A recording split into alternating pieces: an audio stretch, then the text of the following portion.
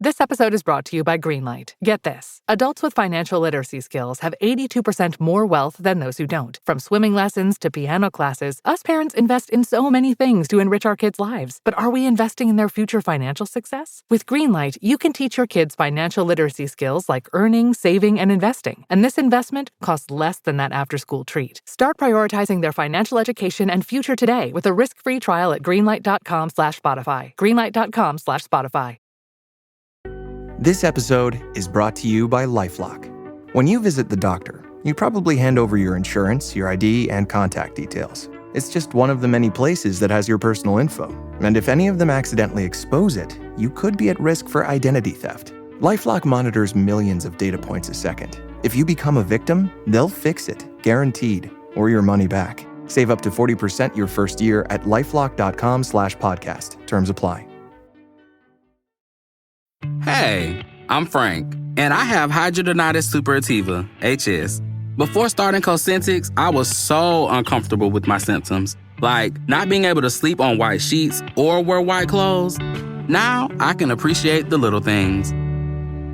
Cosentix secukinumab is prescribed for adults with moderate to severe hidradenitis suppurativa, HS. Don't use if allergic to Cosentix. Get checked for TB before starting.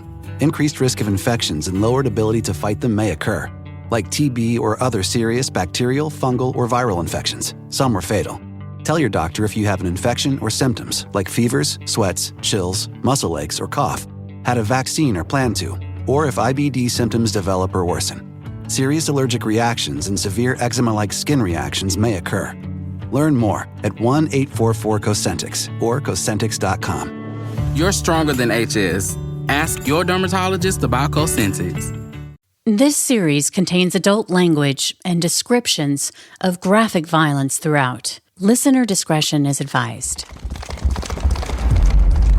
Cavalry Audio.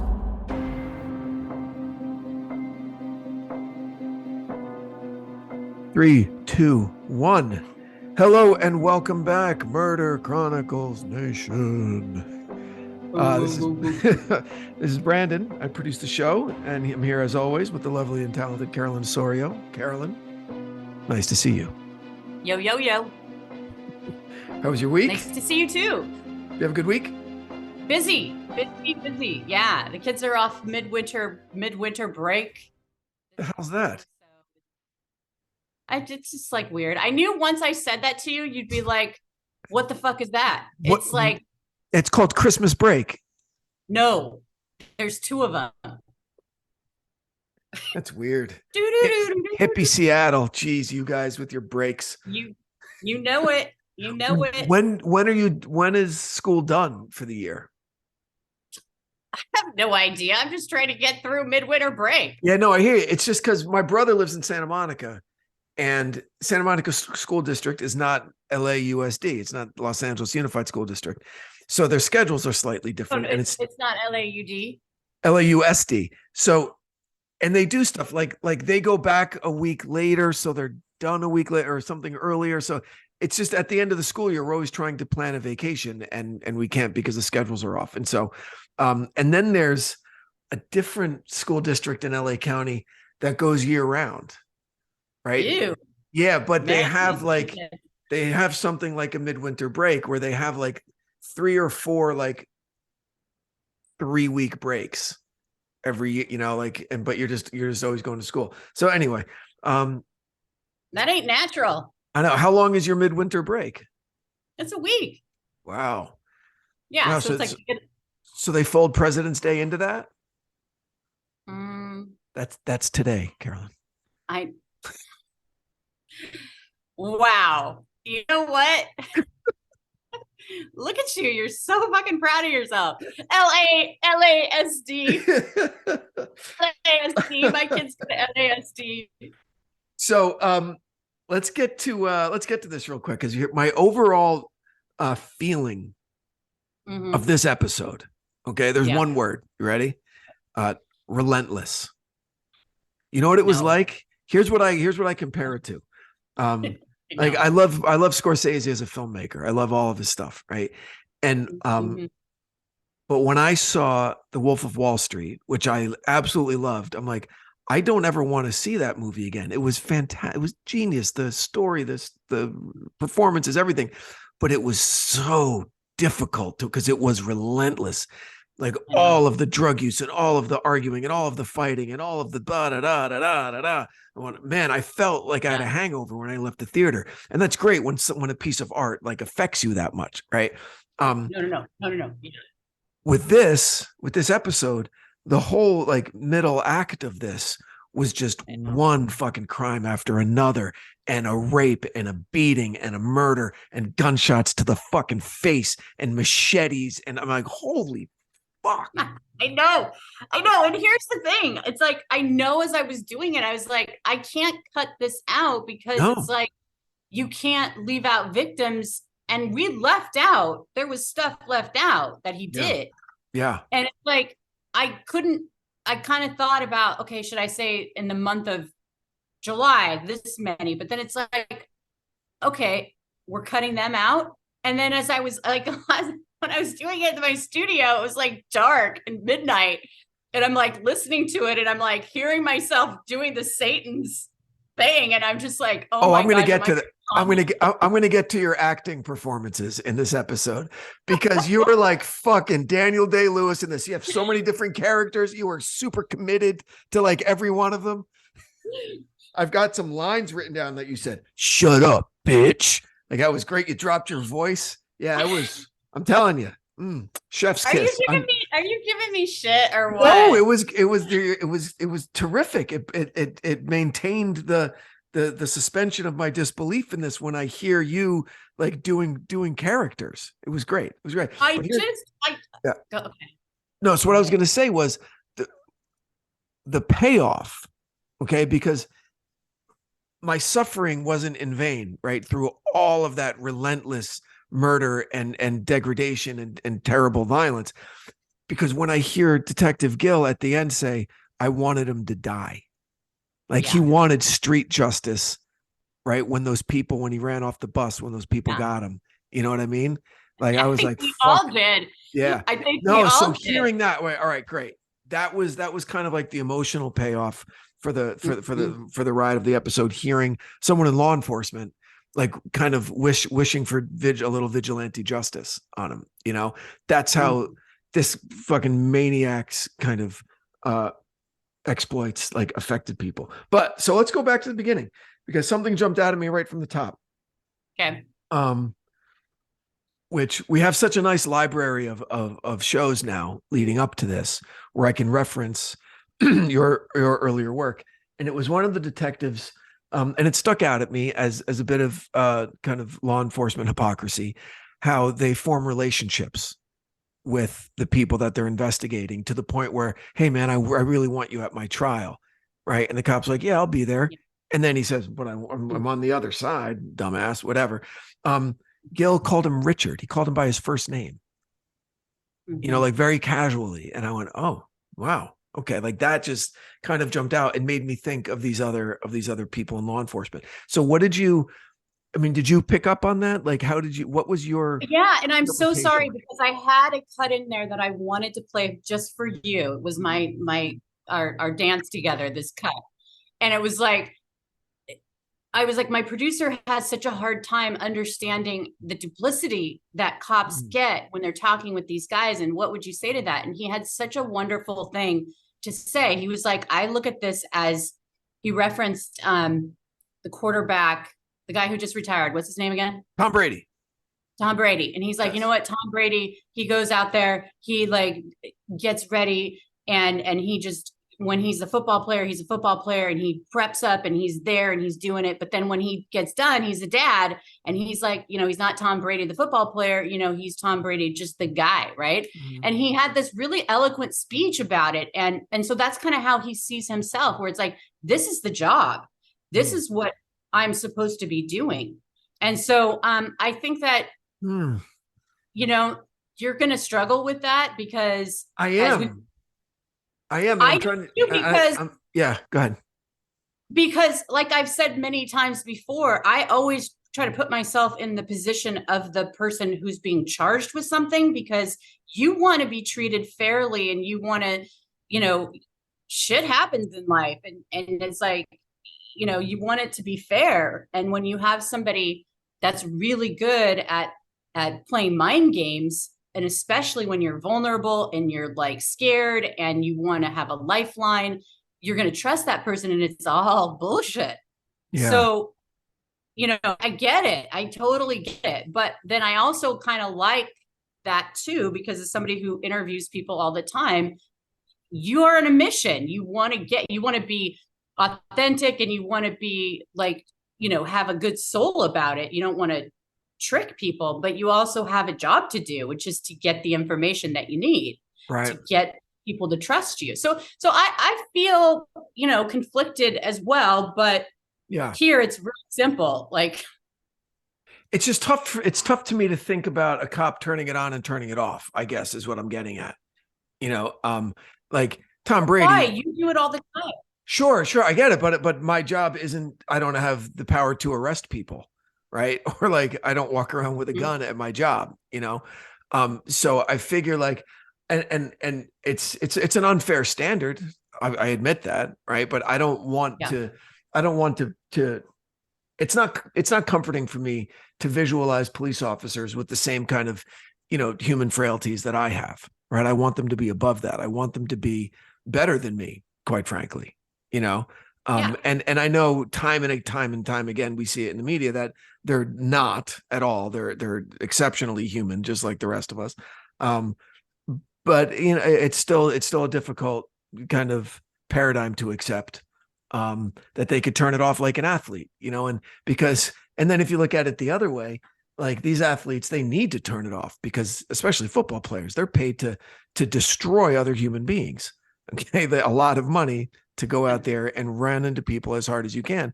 And we're really grateful. I'm really grateful that they don't do that in their regular lives, that they're able to turn that off, you know, and be regular citizens. But no, that's an interesting point from Gil. I really liked Gil after this. I'd really like to meet that guy. Yeah. I mean, I think that we hold law enforcement up to an impossible standard because we do expect them to be better than us. Yeah. We expect them to be full and to be heroes, basically. And a lot of times we find that, you know, psychos are driven to be police officers because they want that power over people and they, you know, they want that. And so that's why they seek those positions, right? Yeah. Ego monsters. Yeah. Well, not even that, but just like sociopaths. Like, look at the Hillside Strangler. That dude tried to be a police officer. I think Gary Ridgway tried to be a police officer. You know, there's a lot of serial killers, I think, that have proven that they want to be police officers so that they can have that power over people, right? Especially vulnerable people. And my husband and I were watching, it totally escapes me right now, but it's one of the Taylor Sheridan movies or shows that's on right now. The guy got crushed underneath the snowplow is like one of the main characters. I can't, you know, that actor that recently got Jeremy Renner. Wind River. The movie's Wind River. It's not Wind River. It's a series, and it's about mayor of the prisons and mayor. Of, yeah. I forget it. Yeah. I didn't know that was a Taylor Sheridan show. Okay. Right. So we're watching that right now. We've watched the first and second season, and the writing is just amazing. The second season isn't as good as the first one, but in my opinion, but the brother of this guy is like a cop, and he's like wants to be a good guy, and he's now kind of like on the, you know, he's having problems, he's drinking, you know, he's witnessed a shooting, he's been a part of it, and it's like I just looked at my husband, I'm like, you know what, we really don't like them when they're fucked up. We want them to be heroes. We want them to be, you know, it's hard to watch them go on that trajectory of like not being what we want them to be and being broken on top of it. You know, it's hard, it's weird. So it's kind of an impossible situation when you're in that role of being a quote unquote hero. You know, we don't want them broken, right? It doesn't fit the whole Gil did it. Gil did it. Gil lived up to the highest standard of police work, in my opinion. You know, absolutely. And you could hear him, and we'll get to a point specifically about that in a minute, but until then, I was just fascinated by so many things in this episode. The distinction between an organized and a disorganized serial killer was remarkable. Okay. And how insanely difficult it must be to track down a disorganized serial killer. And then more than that, one who's both, right? That was Ramirez. He had aspects of both organization and disorganization in terms of his MOs. Yes. Yeah. Yeah. And hearing Gil discuss it. Right. Where Gil was like, he'd use different caliber weapons. He would go outside of there was no order to the victims, right? He would use a knife from the house. Sometimes he would bring his own. Sometimes he'd strangle him with his hand. Sometimes he'd use a fucking electrical cord, whatever. That must have been so just to the point where there was like a Point Break moment, right? When Angelo Pappas knew that they were surfers and no one fucking believed him in the office, right? Gil was like, these are all connected. It's all the same person. And no one believed him, right? Yeah, it was. I know. He was so good about it too. Yeah. He was so good about it. I can't imagine that was actually real. That was the one time where I was like, I don't know, Gil. I mean, how many times has that happened to you where it's like, you're just totally like people underestimate your ass and you're just like, wait until I'm going to show you. Yep. And he totally did. And he did. But and he kept his cool. He wasn't throwing it in people's faces. Mom went to get Matilda. It was just about justice for him. Like that was it. It was just about getting it done. There was this great line in A Few Good Men, right? Where the bad guy, where Jack Nicholson's like, I don't want money and I don't want medals. He just wants to do his job, right? And that's how I pictured Gil.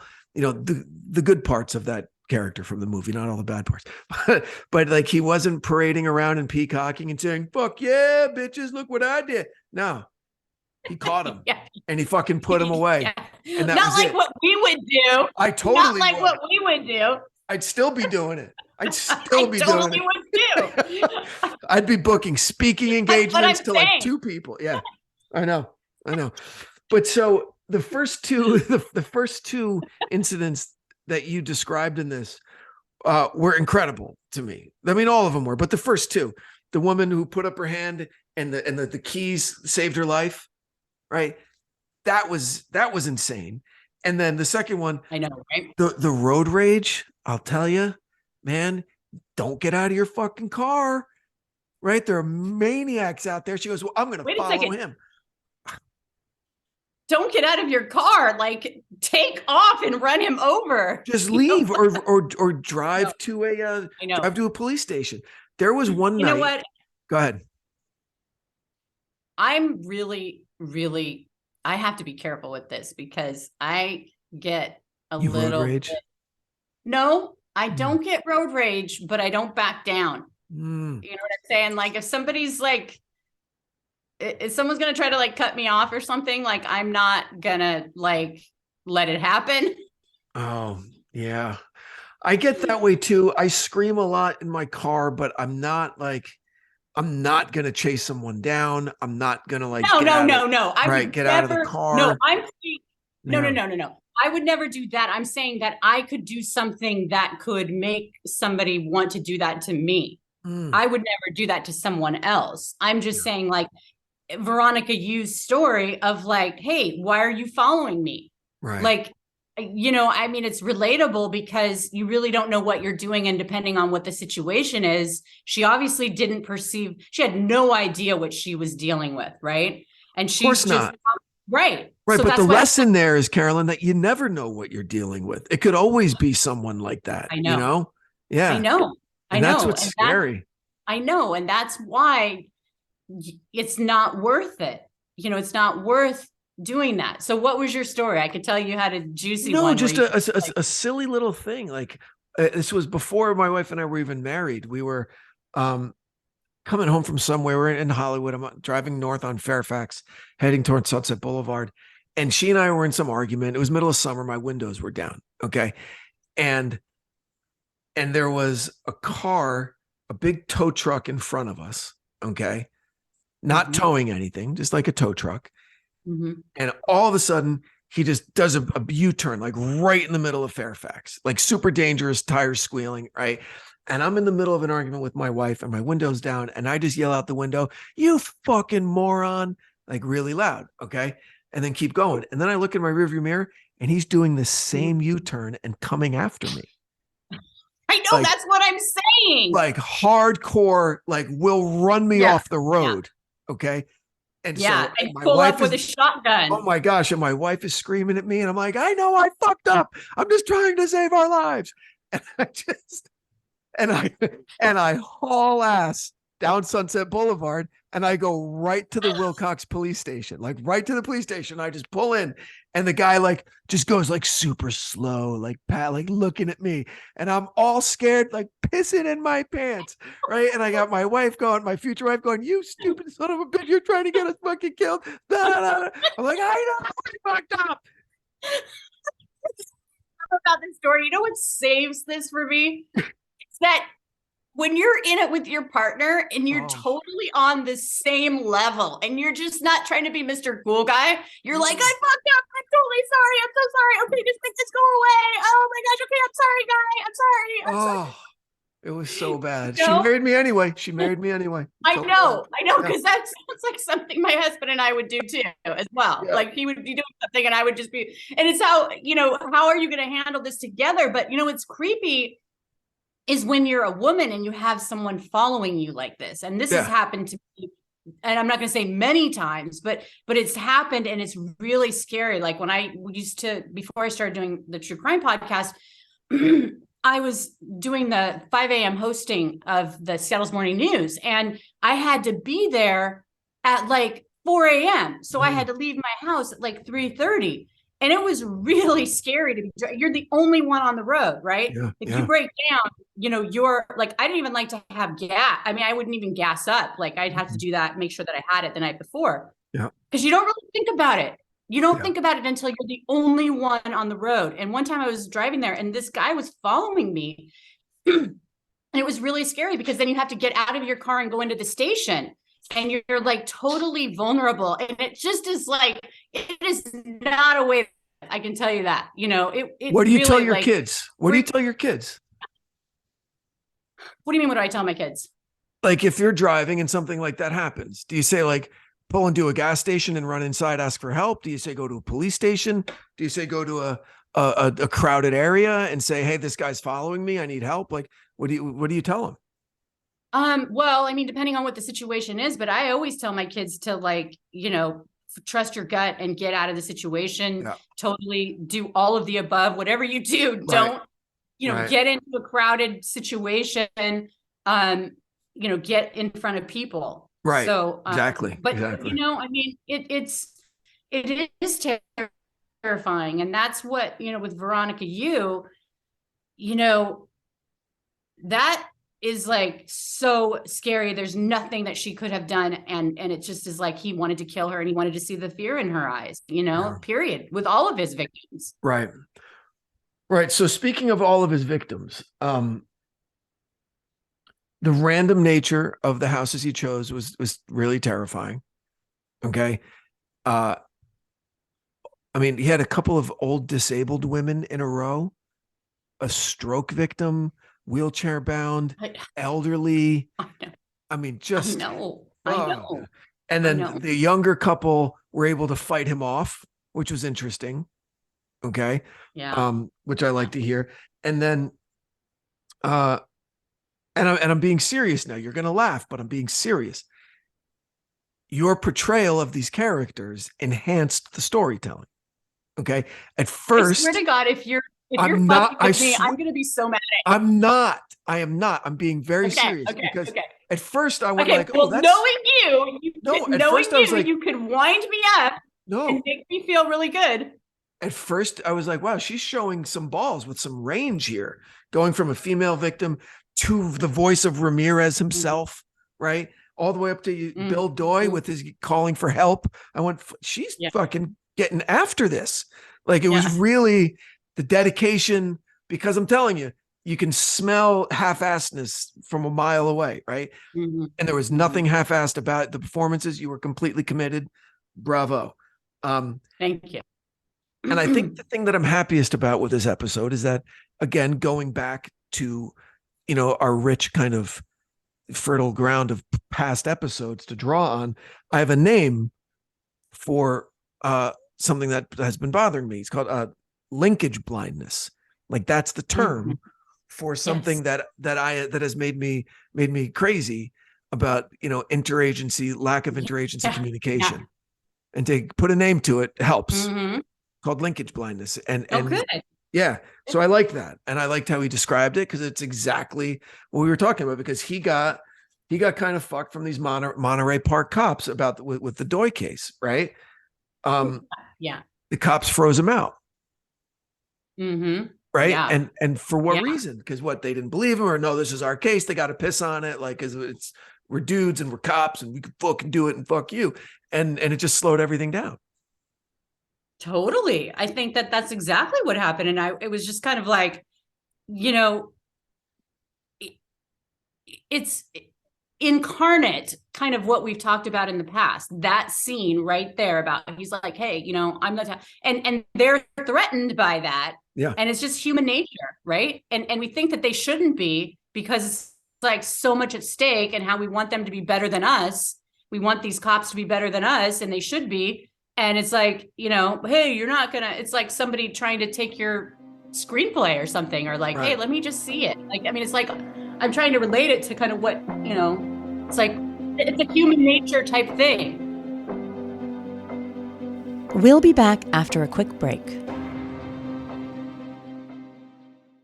This Friday, Jamie Lee Curtis and Lindsay Lohan are back to switch things up in Disney's Freakier Friday. Totally, yes. It's an absolute riot, and the only movie that can be described as so much weirder than the last time. What last time? It's the frequel. You ready? We've been waiting for. That absolutely slays. What deeply out of touch old person came up with that? You did. Wow. Don't miss the comedy event of the summer for all ages. Disney's Freakier Friday, in theaters this Friday. Get tickets now. Rated PG. Parental guidance suggested. It's Wednesday, Addams. I see you're trying to distract yourself from your own banal thoughts. Let me help. Here's a recording thing made of my latest root canal.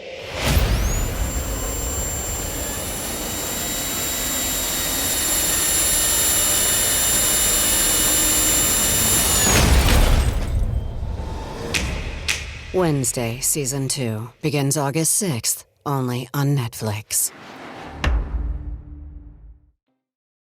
Right. And I hear you. And so I really try, when I'm this pissed off about something, I try to see the other side of it, right? To see what I'm missing, because I have a lot of blind spots, because I'm a fucking asshole sometimes. But with this, what I have to think of is how many times there is no connection, right? How many times it's just extra work and extra paperwork that never pans out into anything. Right. And so for the one case out of 10,000 where it is, you're not expecting it. You know what I mean? So I know I'm kind of forgiving these other cops for their douchebaggery, for freezing out a good cop who thinks there might be a connection, because really, how often is it connected to like a once in a generation serial killer? Hardly ever. So I get it. I get it. But when it's a situation like this, it's highlighted in the negative. Okay. And so I don't think it's super fair of me to have been upset as I've been about it over these last few months of episodes, but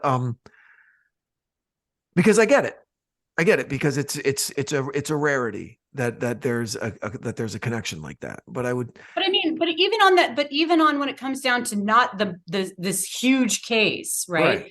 Just the basic cases that we've worked on, where it's like, why can't you just talk to each other? Yeah. It just comes down to human beings and turf wars, and why we don't play well with others. Right. And it's like, it's just a human nature thing. Unfortunately, the stakes are so high when it comes to victims and their loved ones and the killers. And it's like, you want them to be like, rise to the occasion and open up their case files. And for whatever reason, it still is happening today. Even though this happened in the mid 80s, it clearly still happens. Right. And we'd like to see that it wouldn't.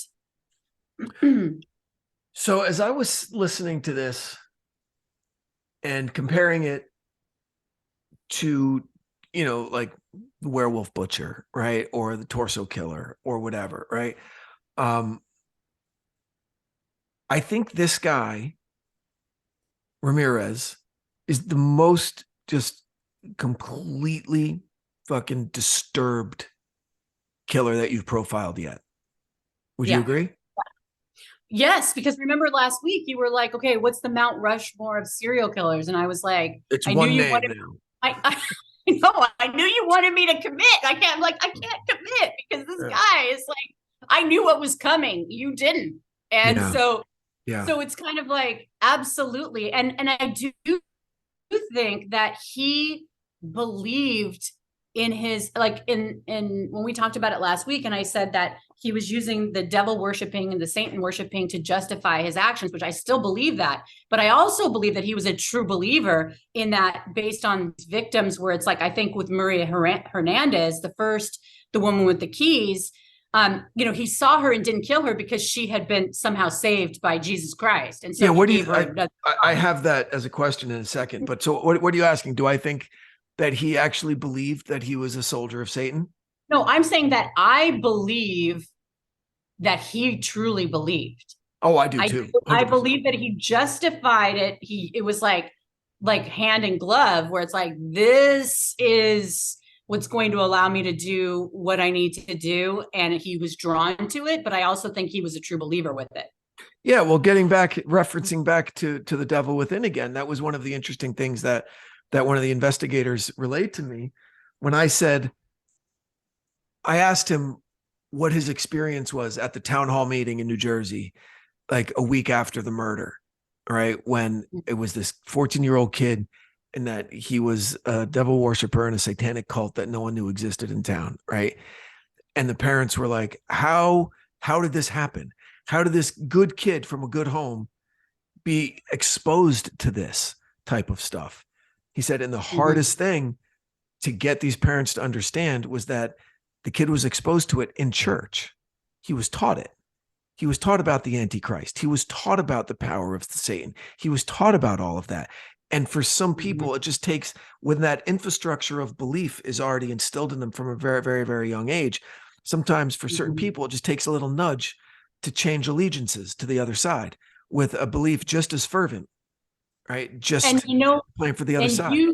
And you just said, encapsulated perfectly what I wasn't able to articulate, because I don't,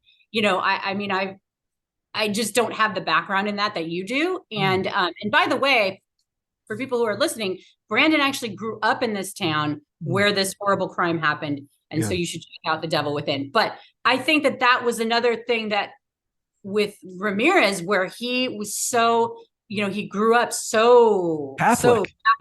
Yeah. And so he basically, that ran through him. And that's really hard to overcome if you want to become a devil worshiper. And yet he kind of had the skeleton, right. Well,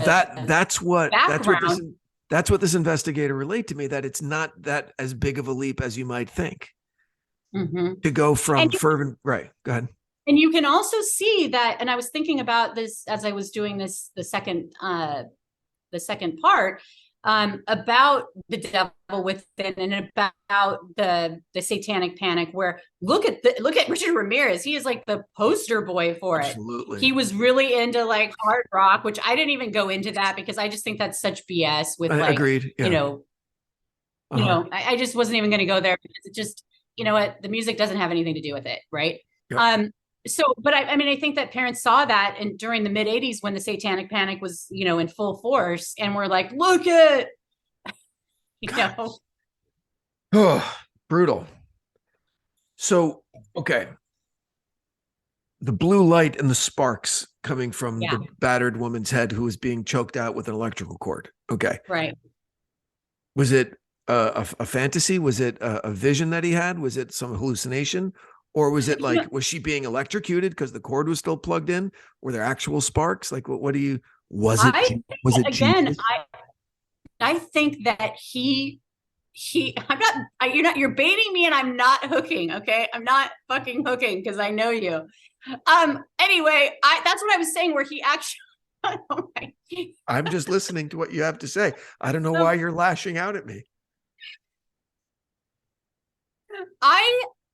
That's again another symbol of like, he believed that Jesus had somehow. So Jesus said, not this one, Satan soldier. Yeah. Okay. Exactly. He believed it. I think that it was just a malfunction within, like, because it had happened before where there was he was ripped a cord out of the wall, and then he actually used it to electrocute one of his previous victims. I mean, that was like too confusing to explain in the podcast. Sure. I mean, it was already going into the weeds, so I just didn't even go there. But and so I think that there were sparks flying, and he just interpreted that as it plays into his like delusions of grandeur. That God is up there keeping tabs and chooses to make himself known in this realm to certain people.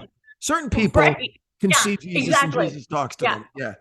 But not everybody. Right. Exactly. Right. Yeah. And of course, then he is like the total narcissist. And he's like, well, wait a second. Is this going to somehow take away my power that I have with Satan to do what I'm wanting to do? And of course, then he just figured out a way to continue on. Like, sure. Maybe Jesus doesn't love my next victim as much as the last one, and I can kill again. Right. Yeah. I mean, guess so. We're in the mind of a serial killer, but I mean, it's insane. It is. Yeah. So there was one reaction from Gil that I found very, very interesting and surprising. 13-year-old daughter, I want my dad back. And he basically was like, no, this is what I'm doing. And this is what I have to do. Yeah. Yeah. Now that you're saying that, I'm curious to see how you handle that as a father. I would drop anything. If like my kid's like crying and says, I want my dad back. But again, he said, they don't understand. I have the weight of the world on my shoulders. I hope I never know what that kind of pressure feels like when the fucking bodies are stacking up. And I feel like I'm the only person in the world who knows that they're all connected and that I'm the one responsible for taking this maniac off the streets because nobody is safe, including my family. Right. So I think he got himself to the point where he justified it. It's like, I'm keeping you safe because only I can keep you safe. But the way that he said it, like nothing would have taken me off the street from getting this guy. Nothing. Well, and that's the thing that I think that you're keying into with Gil, and that I am too, is that it's a real genuine situation. Like he's not trying to sugarcoat it. He could have, I mean, he was giving me the real emotion of what he felt at that time. But what I wasn't able to put in, just because it was already too long, is that he watched the Netflix special that came out that was on the Nightstalker, and they did such a good job with it. And he was, a huge part of that. Actually, that show is what made me want to talk to him, because I was really like, this guy's cool. I would really love to interview him someday. Right. And anyway, he said that he didn't, he just participated, but when the producer was like, hey, do you want us to send you cuts? He's like, nope, I just want to watch it when it comes out. And he sat down with his wife and he's watching it, and he was crying and he was laughing and he just loved it. And then at the end of it, he looked to his wife and said, I am so sorry. And he was crying as he told me, because I think that now 30 years later, or however many years later, he's got a few more years under his belt, and he probably realizes like, yeah, he was an absentee dad for a while.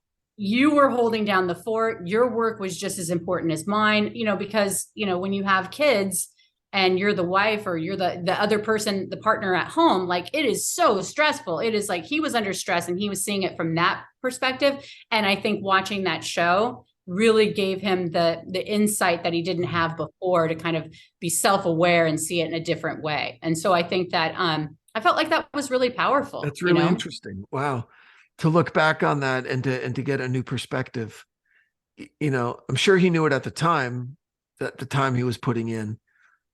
And obviously that situation with his daughter crying, that stuck in his mind, but I guess just to see it from kind of a 30,000 foot view, 35 years later, like, oh, wow, I maybe could have been home a little bit more, because you don't get the time back.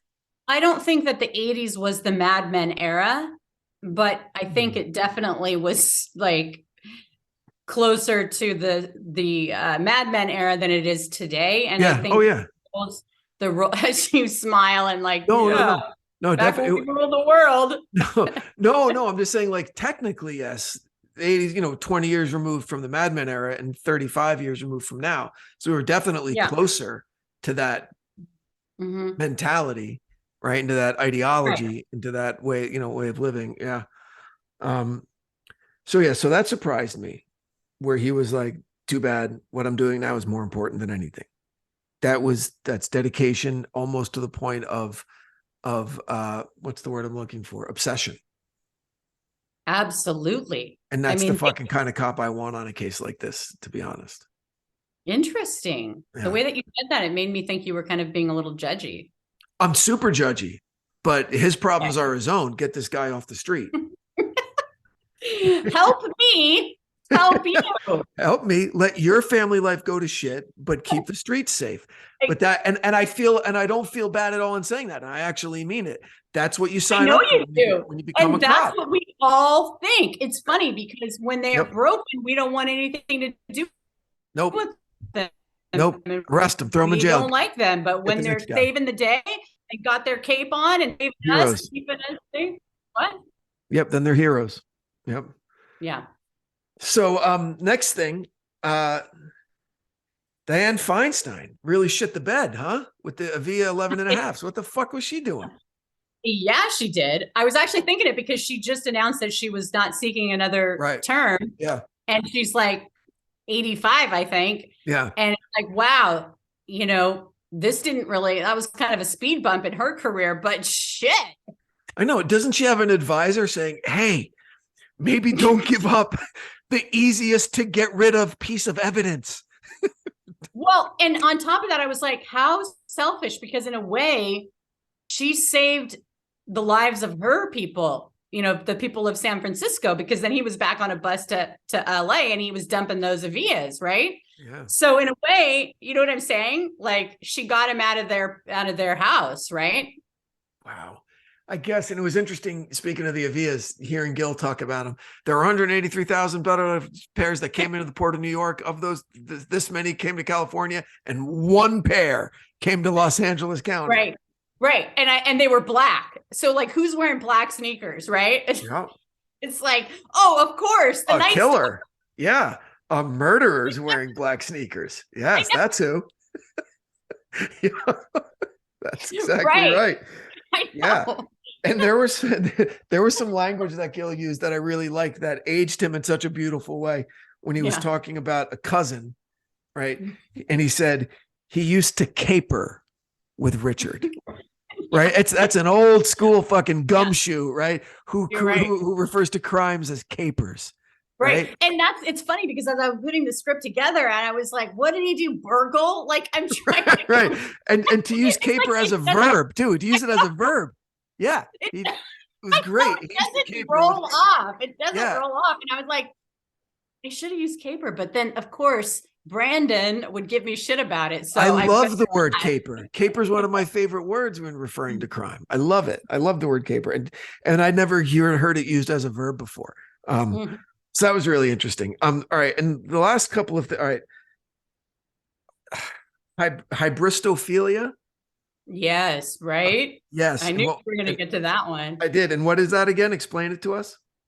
It's basically when, and it mostly from this, whatever article that I had gotten it from, it's mostly women, and we're sexually attracted to basically criminals. And the person believes that, oh, well, they did all this stuff to other people, but I can save them and they would never do that to me. Right. They say like, oh, I can fix this guy. All right. We've all had lovers that they, look at us as a work in progress and think that they could fix us. Like I've had nothing but that in my life. Right. Never had that. Yeah. You've dated a guy that you thought you could fix, I'm sure. I'm saying the reverse. I think it's like, I've never heard of a guy who's like, yeah, I'm going to fix her. Yeah, that's a specific kind of narcissist. Maybe save her. Save her might be something. It's more like the damsel in distress, but not fix. Right. That's interesting. So hybristophilia is women who are attracted to like violent criminals. Okay. And so, and it's out, there are women that are attracted to police officers, only date cops, only date athletes, only date musicians, only date drummers, only date whatever, right? So I guess that's everybody has a type. This is a real specific. I really don't think that you can compare. No, what I was just. I know you're trying to bridge the gap here, but what I was going to say is that this is wide. a really weird specific kink. Okay. Yeah. Right. For showing up at his trial, right. And like writing him love letters and stuff, right. Like you can see the human propensity for cult leaders, right. For believing in cult leaders and for whatever. You're right. Charles Manson was like a weird looking, short, little kind of hairy wannabe songwriter dude, you know, who convinced people to murder, you know? And so with Ramirez, can you imagine if he just like kept his shit together for a while and decided to like start a cult? You know, I mean, just the damage that could have been, you know? I just can't get past the teeth, honestly. Like, yeah, like refer to him as like good looking, and I'm just like, I can't get past the teeth. Like I can't see that, you know, like the way that you described it, and you didn't hit us over the head with it. It was like once or twice in part 1 and again in part 2, the rotting teeth, but the smell of his breath that people remember, like that must have been so gnarly. So scary. Gnarly. Right? And scary. Like the hot, rotting breath. Right? Covering over you. Oh.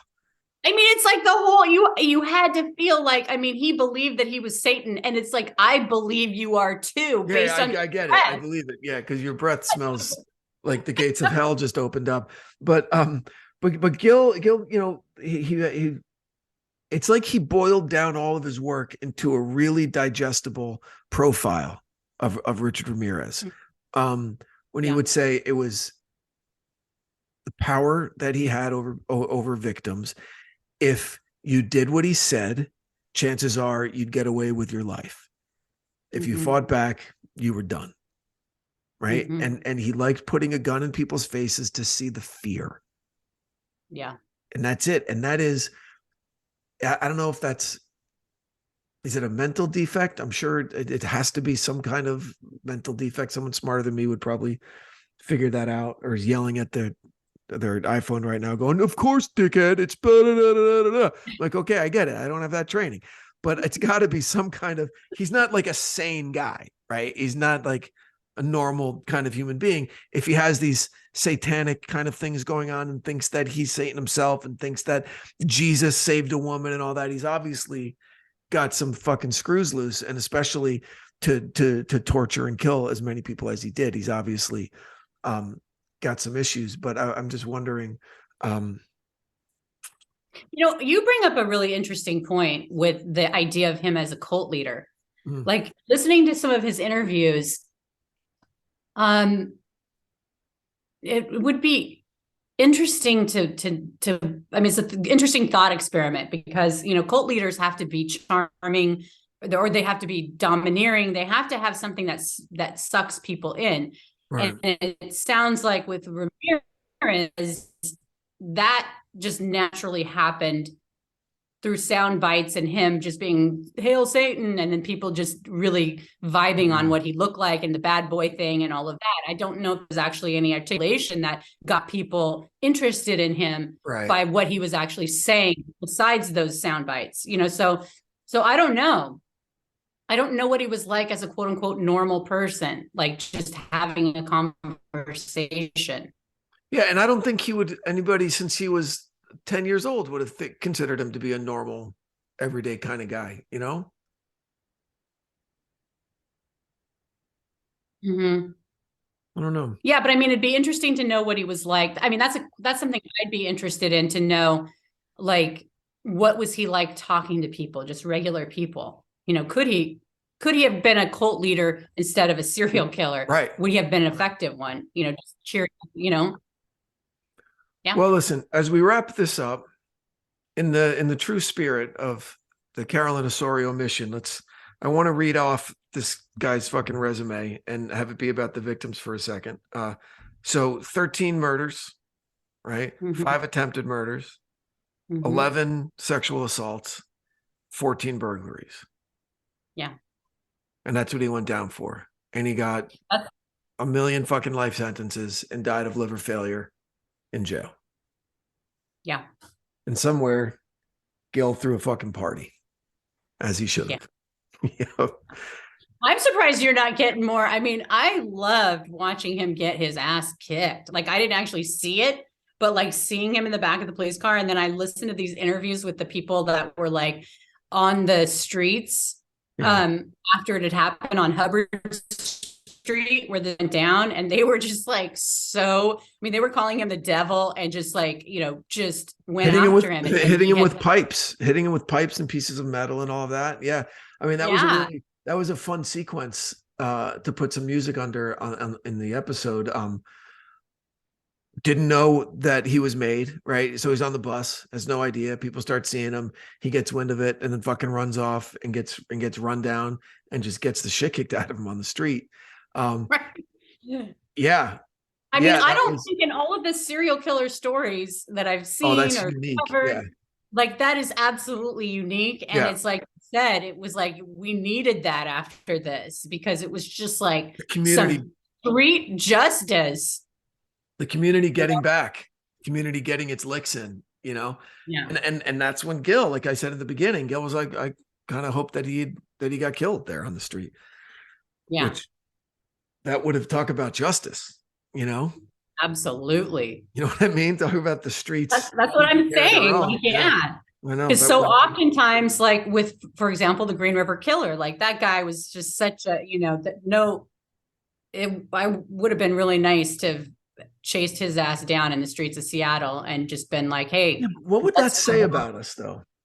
I know it's again, like you and I are both chickens when it actually comes to like somebody chasing you down. You're like, I'm sorry, I messed up. Like we're not planty in spirit because we were raised in a country where justice and the rule of law reigned supreme, and vigilantism went out 100 and something years ago, but like I was in Romania for a while.